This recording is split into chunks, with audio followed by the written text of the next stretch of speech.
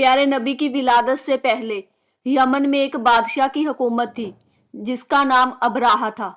अबराहा को जब ये मालूम हुआ कि अरब के लोग मक्का को बहुत मुकद्दस मानते हैं और जगह जगह से लोग काबा की ज़ियारत के लिए आते हैं, तो उसने यमन में एक गिरजाघर तामीर करवाया। माना जाता है कि उस वक्त पूरी दुनिया में उस गिरजा से खूबसूरत कोई दूसरा गिरजा नहीं था। अबराहा ने अरब के कबीलों में अपने लोग भेजे और कहा कि वो उस गिरजा की जियारत करे। अबराहा का मकसद ये था कि लोग मक्का की बजाय यमन आए, लेकिन जब अरब के लोगों को अबराहा के इरादे का पता चला तो वो बहुत तैश में आई।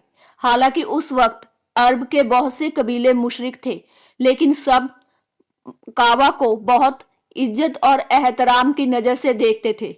ये जगह हजरत इब्राहिम अलैहिस्सलाम से मंसूब थी, लिहाजा अरब के कुरैश कबीले का एक शख्स यमन गया और एक दिन उसने रात के एक पहर को उस गिरजा के एक हिस्से में आग लगा दी और दूसरे हिस्से में गंदगी फैला दी।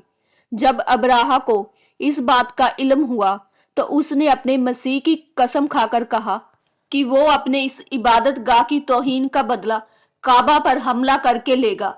लिहाजा उसने हबशा के बादशाह नजासी से मदद तलब की और अपने लिए एक हाथियों का अजीम लश्कर मंगवाया और यमन से मक्का की तरफ रवाना हो गया। लेकिन अरब के कई कबीले अबराहा के मुकाबले में खड़े हो गए, लेकिन अबराहा के अजीम लश्कर के आगे शिकस्त खाते चले गए। जब ये लश्कर ताइफ के नज़दीक पहुंचा तो अबराहा ने एक दस्ता मक्का की तरफ रवाना किया। इस दस्ते को कुछ ऊंट नजर आए।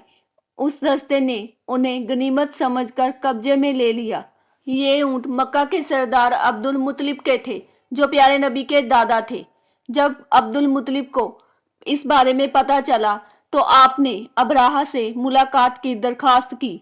जब अबराहा को इस बारे में पता चला तो अबराहा ने आपको अपने खेमे में बुलाया।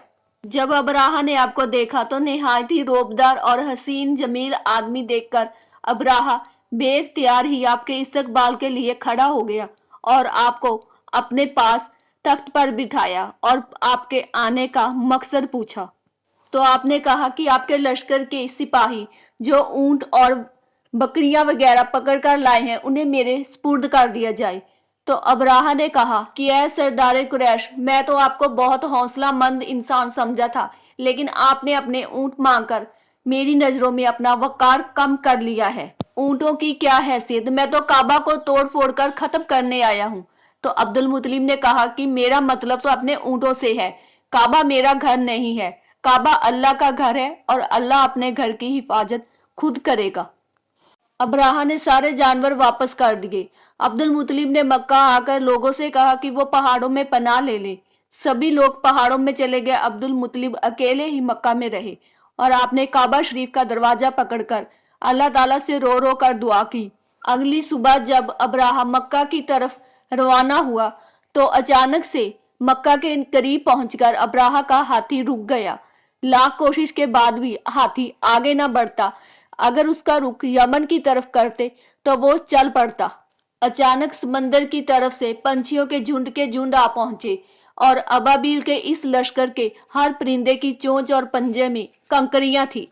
और जब उन्होंने कंकरियां बरसानी शुरू की तो अबराहा की फौज बदहवास होकर भागने लगी और लश्कर में भगदड़ मच गई।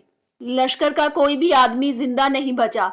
अबराहा और हाथियों समेत सब बर्बाद हो गए और उनके जिस्म की बोटियां जमीन पर बिखर कर रह गई।